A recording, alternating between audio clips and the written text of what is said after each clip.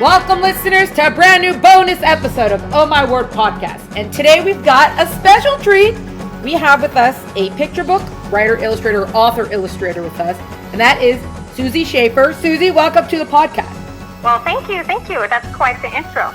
Well, we're excited to have you and to find out about you. We always start with the origin story of how did all this start? Well, also for you, illustration came first, the writing came first, kind of both together happened at the same time. So how did everything start for you? Okay, well, let me start, I guess, at the beginning, since it does kind of tie into my work and the way I approach art and such. I was born in Austria, raised in the Alps, and it was a wonderful, idyllic childhood. I was an artist, I think, always Play-Doh, crayons, coloring books. And my parents always supported me. They would buy me, not the most expensive, but I always had art supplies on hand. When I was a teenager, I became an apprentice for actually my neighbor who used to also babysit me. She had a stained glass shop, and I became an apprentice for her shop as a glass painter. And that was really great because it kind of set the foundation. It was, I would say, like folk art, Austrian Tyrolean folk art with symbolism. And I have kept that kind of collage style to this day. And when I was in my early 20s, I came to the States. There was no other reason than just to have fun and adventure. And I worked as a nanny. But during that time, I decided that I wanted to study graphic design. So I went to night school at UCI. And once I finished that, I worked in the graphic design field. So it's a very long roundabout until I get to become an illustrator in this tale. Once I had kids of my own, I would read them lots of picture books, which I really enjoyed. That was just such an art form for me. I didn't have a lot of picture books growing up. It really touched me. And yeah, once they were in school, I volunteered a lot for art classes. And I had my love for art kind of reawakened. And that's where it began. Oh, wow. So you were kind of always doing something creative, but the art, specifically art, was kind of, I guess, sandwiched in between. Mm-hmm. What does it mean, apprentice for stained glass painting? What does that mean? What do you think of when you think of stained glass, like church windows and little art you hang in the windows? Right. But I did the painting part. So it was a mixture of ground up glass, metals, tree sap, and turpentine. We'd mix it and then apply it with like a quill and also brushes. And then it would be fired in a kiln. And then my boss would put the leaded frames around them and we would sell them. Were most of the designs to order, or you would also create just random stuff for people to come? We had some favorites. No, we did a lot of scenes, just Tyrolean scenes with some were more traditional folk art and some was a little more Art Nouveau. Anything we wanted to create, we did. And then we could tell what people preferred. But it was a proper apprenticeship. I mean, I had to go to school several months out of the year to have a certificate of completion and everything. So it was, I think, 3 years. I worked for 3 years. Oh, wow. You were apprenticing while you were doing regular school, or you did some schooling that was specific to art or creative stuffs? So the model of the apprenticeship was that I would work for 10 months out of the year, and then I would go to school for 6 weeks. Wow. That you did as a teenager? Yes. Was that considered something unique what you were doing, or a lot of your friends and people you knew were doing kind of something similar? Where I come from, apprenticeship was probably the more popular way to go over university, but you'd had to do an apprenticeship for everything. The educational system is a bit different in Austria, so even if you want to become a hairstylist, you have to do apprenticeship. Well, it makes a lot of sense. Because whatever you're going to learn in schooling, you learn it way more if you're actually doing it. Hands-on all the way. Right. The 6 weeks of school, was that kind of general studies that was covered, or that was something else that was covered in those 6 weeks? It was mostly just glass painting and the temperatures and the kiln, and it's not without dangers, especially the stained glass part. Okay. We were in the same classroom with stained glass artists, and also they had a commercial glass program for people who would install windows. But the heavy metals, they're heavy in the material. They always told us, especially girls, drink a lot of milk, they would say. I don't know if that's an old tale or not. Certainly don't have a bite of a sandwich while you work. Wow. Keep that separate. So you had to learn, and they would give you some basic how to run a business, but it wasn't really geared towards that. It was just geared to become the best you can be at what you were studying, apprenticing. It makes so much sense. How come more of us don't do that? Do you remember if a lot of the clients you have, if they were kind of local, or was it kind of geared towards tourists, or was it a mix of both? So we would have some local people buying gifts or hotel owners buying stuff for their hotels. But mostly I would say it was tourists, geared for tourists, because my apprenticeship was in a medieval town. And it's very picturesque. I mean, it was built into a hill with a fortress on top. So we would have a lot of buses come through with tourists, and they could watch people's glass blow. And they really do a good job there. In the winter, they have torches. And it was very, very, very picturesque. You ever been back there? No, everything's exactly the same as I left it. Oh, yeah, it definitely is the same. It's very much protected because it's so old and beautiful. They protect it. And so you have to, even every paint color has to be approved. And they are now, finally, when I was working there, it was still open to traffic. Now it's mostly just for pedestrians. What do you mean every paint color has to be approved because they want it to be authentic, sort of, or the materials that go into the colors? Yeah, they wanted it to kind of keep in the style of that era. Oh, yeah, that makes sense. That's what they do with a lot of the historic towns, sort of. Mm-hmm. Wow, that's quite an experience to have that. Mm-hmm. Wow. So now going forward, you're looking at the picture books and you're kind of excited, I guess you could say, with this form. You said you didn't have a lot of picture books growing up. Was that access, or it's just because you just didn't have them, sort of thing? There were not as many. Oh, they okay. were more what I would consider storybooks, where you'd have a bunch of text and then you'd see like one illustration, and then you go on, have a bunch of text and one illustration. So that traditional picture book of where the text is interwoven with the pictures, I really didn't have a lot. Kind of like you have like those thick books of fairy tales, kind of. So there's like a few illustrations per story. Yeah. Okay. Mm-hmm. There's a lot of genres that really got to expand of late. You're saying of late, but it's over several years that it occurred. I think the cost of printing has gone down a lot. Right, that's another good point. You think that once they invented, like, oh, Gutenberg invented the type, and everyone's like, oh, that's it, there's books for everyone, but it's not. There's a lot more that goes into that. Definitely an evolution there with the whole industry. Yes. So for you, once you kind of, your mind gets engaged, or you get engaged with this picture book format, what steps did you take next? How did you get from, oh, this is really cool, to, hey, look, I have a book? I think it was probably like it was for many, many people, that I just thought, I'm just going to give it a try. But I already had the painting and the digital background, because as a graphic designer, I worked on Photoshop a lot.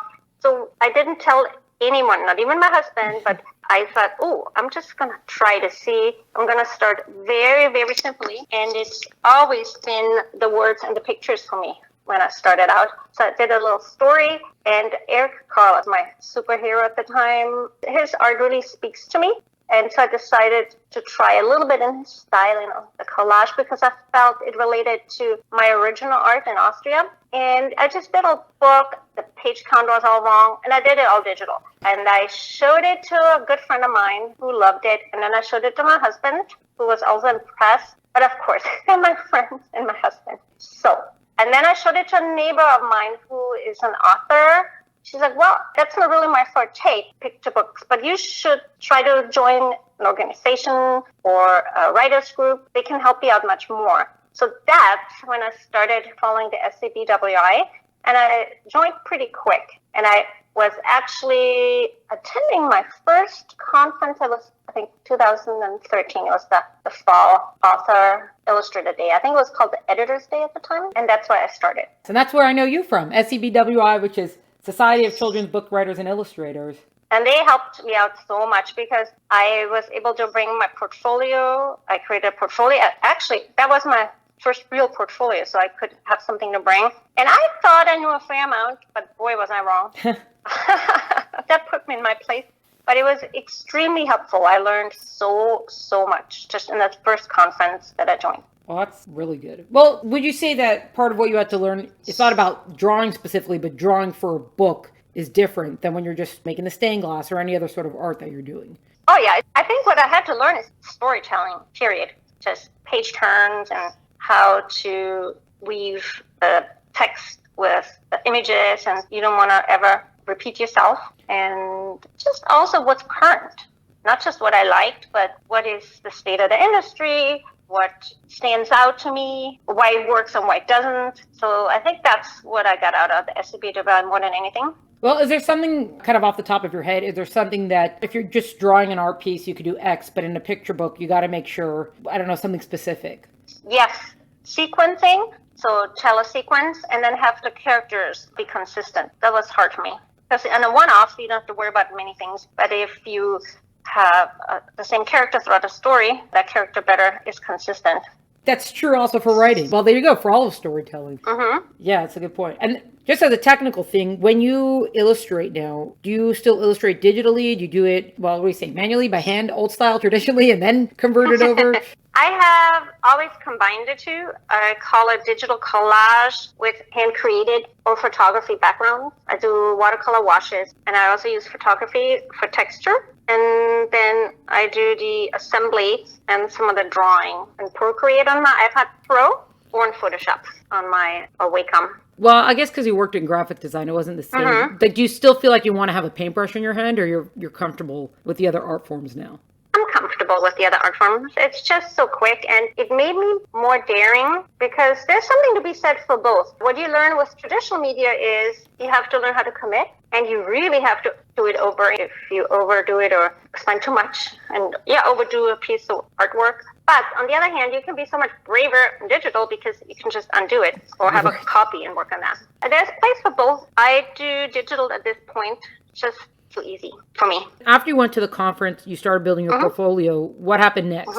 I kind of was like a balancing act. At first, I have to admit, I definitely focused way more on my illustration. I made a promise to myself, I'm going to be the best illustrator I can be. And I started taking online classes. SVS Learn was one of them. The Society of Visual Storytelling, I believe they're called.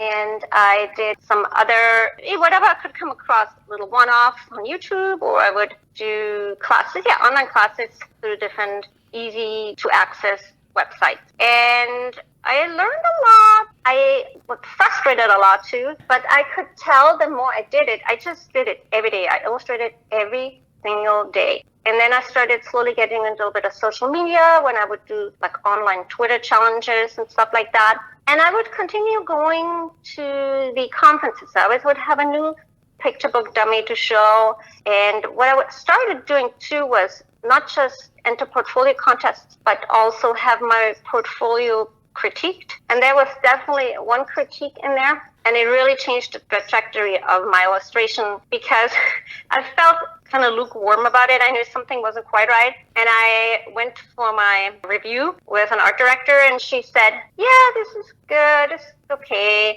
This could use some work. But boy, I really like your botanicals in the background. I like all the plants you did because they were very stylized. And I'm like, okay.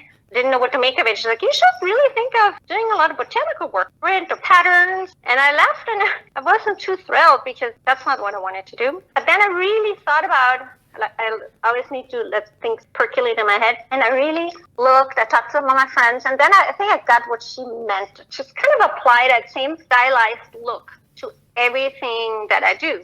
And that's what I started working on. I completely just made doodles and started to make something out of those doodles. And that's when my first, I think, really good piece emerged, the one that got the attention of different agents, the one that actually ended up getting me an agent. Wow. So it was very, very helpful to listen to that art director's advice. Especially when it wasn't exactly what you wanted to hear. Did you get an agent through going to one of the conferences, or you got an agent through regular querying?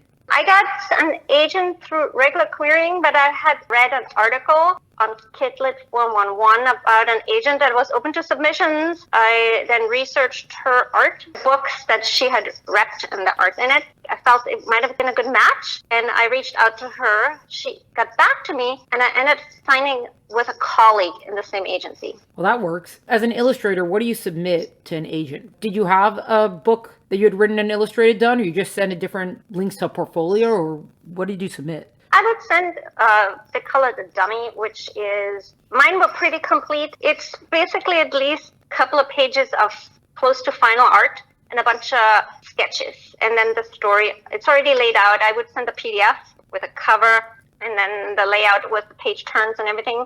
with the art sketched. And then, yeah, like I had mentioned, a couple of pieces of final art so they could check out my vision. Because I think as an author-illustrator, they, of course, want you to send in illustrations. Whereas an author, I have heard before, they'd rather you not invest into hiring an illustrator. That's at least in traditional publishing, or try to illustrate anything yourself. Yeah, I've heard that as well. Because they might have someone they want to pair you with, and if that's not your thing, then yeah. But my writing was still a little iffy at that time. That's when I started investing into my writing time and also money. And I did, Susanna Leonard Hill has an online course, Making Picture Book Magic.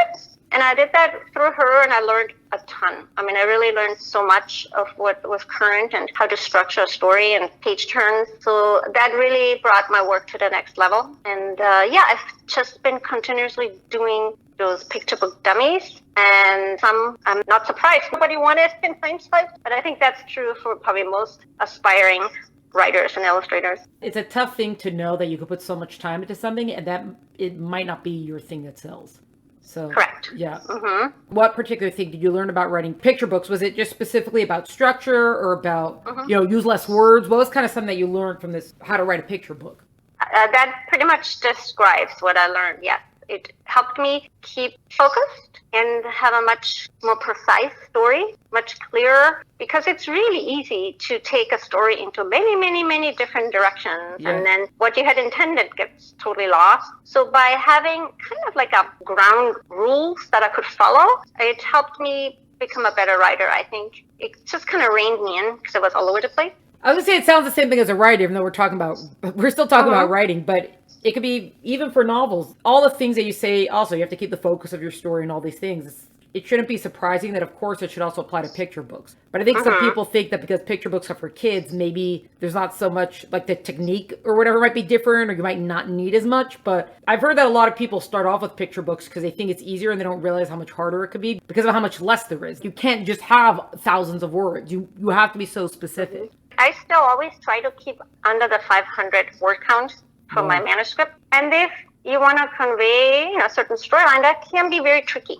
Yeah. My first draft is always a word dump. I mean, it's like blah, blah, blah, blah, blah. I don't even worry about anything. I just want to get it out of my head on paper. And then I come in the red pen, a bloodbath. Yeah. So you have books that you've authored and illustrated, and then you also have books that you've only illustrated, correct? That's correct.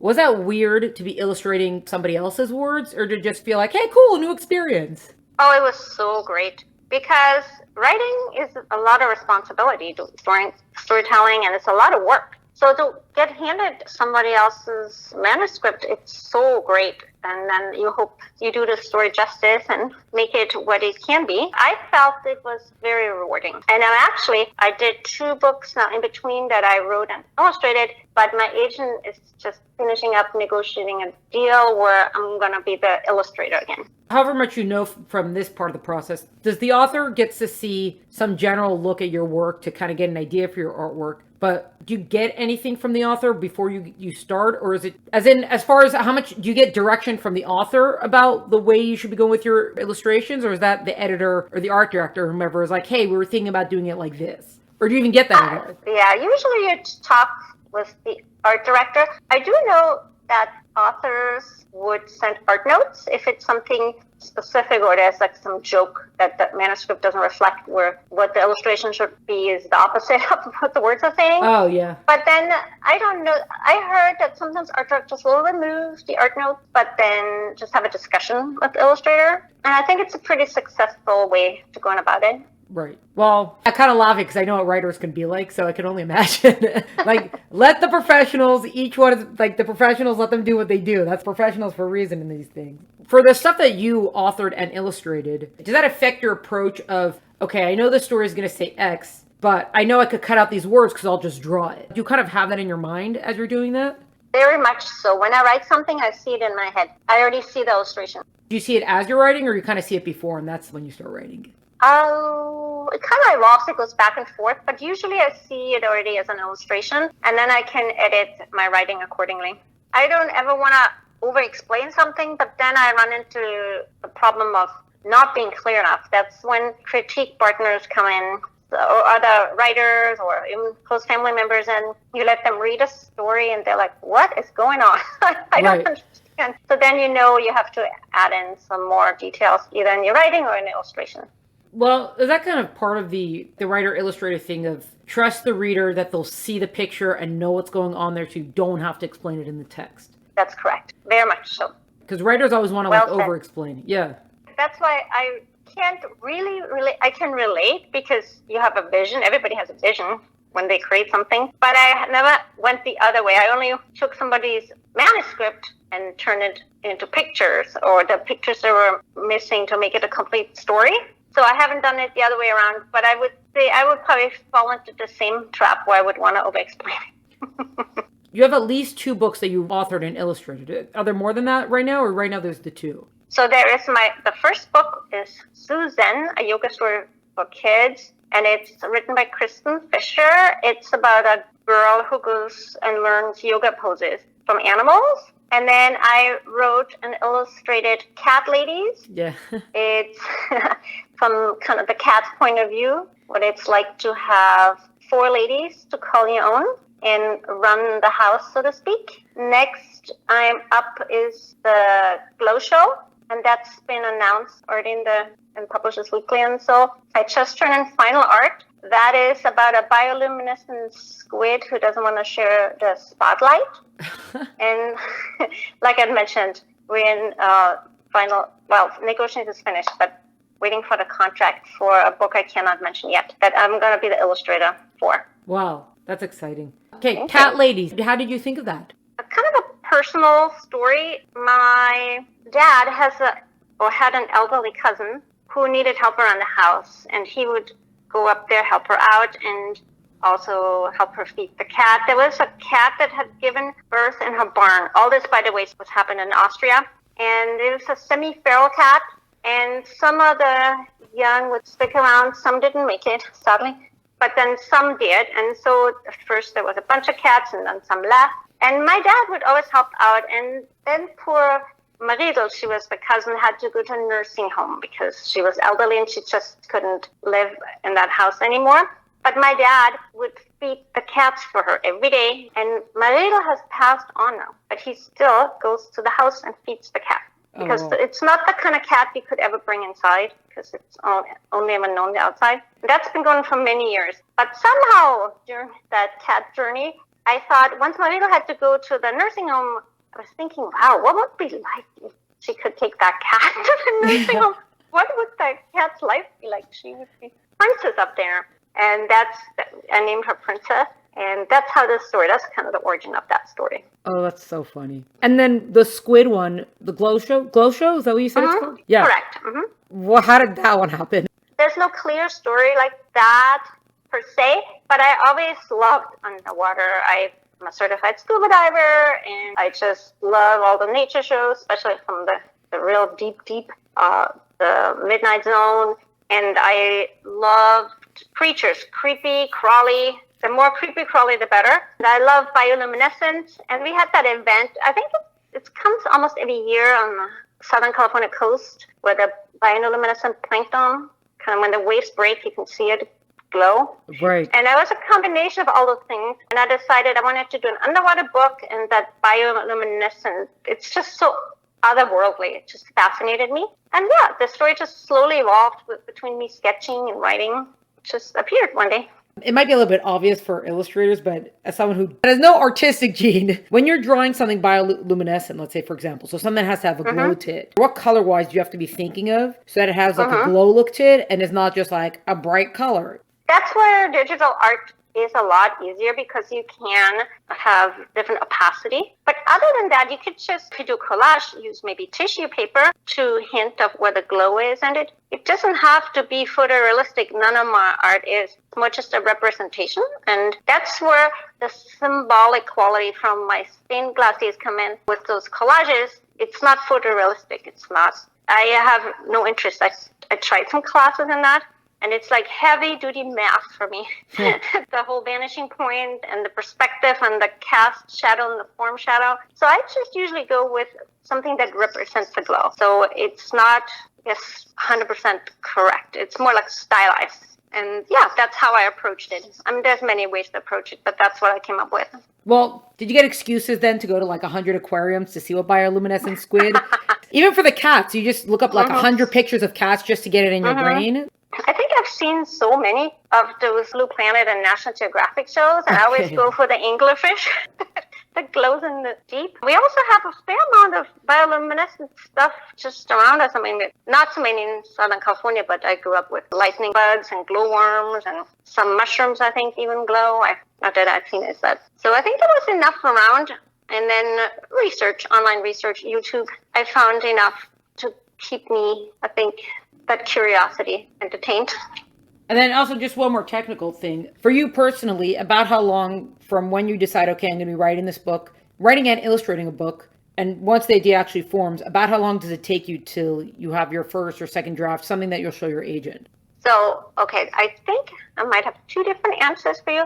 Okay. My first draft is very quick, I would say. I mean, it's horrible. I just dump it. My first draft of Kidlit is 120 minutes.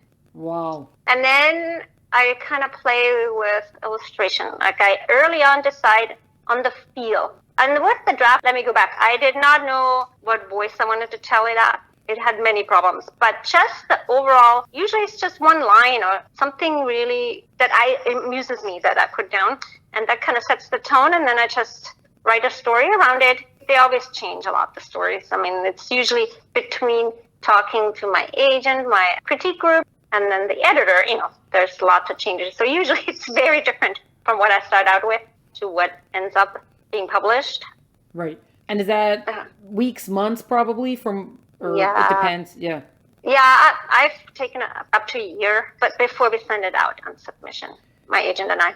But the agent, you had asked me, right, how long it takes me to show to an agent? It depends how detailed I get. I would say a couple months. See, that's also, it's a picture book, it's whatever, you can just rip it out, but like, no, you can't. I think it's helpful for me. I just learned that about myself, but I'm sure it's true for most people. What I think is a grand idea today, I look at the next day, I'm like, what is that? Why did I ever think that was a good idea? And I can't write. I'm a loser. It's over. I should just throw in the towel and quit. I'm done, So you go through all the stages, and then it's not so bad the following day. And then you kind of take some things out, and then you add some things, and eventually it shapes into something that feels pretty good to me. That's usable. Yes. And then also just ask quickly, the project that you got hired for that you illustrated, how much time did you have to submit those illustrations? Maybe 4 months. About 4 months? There's different stages. At first, you just come up with maybe one illustration, and then you turn in the sketches. And once the sketches are approved, I usually like to do like a color rough, and then I do final illustration. Oh, I think a lot of people just don't have a framework for what this looks like on the back end. What's the behind the scenes like? That's good. Very good. So, Susi, we always wrap up with our fill in the blank question of I really like it when, and then using one of the nouns. I really like it when writers, authors, illustrators, editors, agents, publishers, books, whatever. Anything story related. Stories. I really like it when, and I really don't like when. How would you answer that? Fill in the blank for that. I'm just going to stick with the illustration part because I'm familiar with it. And I think I already touched on it earlier, but I really like it when the storytelling is divvied up, that it's a good balance between words and pictures. So it doesn't lean one direction or the other, that it's really a good combination to make up the whole story. I guess that you'd only also know once you actually see the finished product. Yes. And what would you say for I really don't like? Using any of those nouns again. That's hard because such a personal thing. I'm going to be super boring, but I guess the opposite of that is what I really don't like. Okay. When I see something, I'm like, I can read that right there. That, there was you could have added maybe a little secret character for the kids to find or something, anything to spruce up. If there's really not a lot of room left for the illustrator to tell the story, then make up another little side story or something to make it interesting. So I don't really like it when I see something and then I read it or vice versa. That's fair. You're like, why did you need an illustrator? Everything's in the text. Yes. That does make sense. Anyone who's listening, the next time they look at a picture book, look at it closely and see how things are done. Yeah, that's why it's so helpful. When I started to write picture books, I would just take books that I really love and just type out the text, not to copy at all, just to see what was necessary in that instance. And then I would look at the pictures. That's how I learned a lot of it. So. Oh, that's very good. Very, very good. Yeah, because you don't really understand what the text is when you see it spread out like that. Whereas if you only see it all together. Right. That's correct. That's a good tip for people. Very good. Susi, thank you so much for joining the podcast today. It was fun to speak with you. Well, it was a pleasure. Thank you so much. This was a bonus episode of Oh My Word podcast featuring author-illustrator Susi Schaefer. To find out more about Susi and her work, please visit the link in the episode notes. Find out more about Oh My Word podcast and keep track of all the great stuff we're up to. Please follow us on Instagram at Oh My Word podcast or check us out at el10abound.com. Music is by Tim Burke. Thanks so much for joining us. Catch you next time.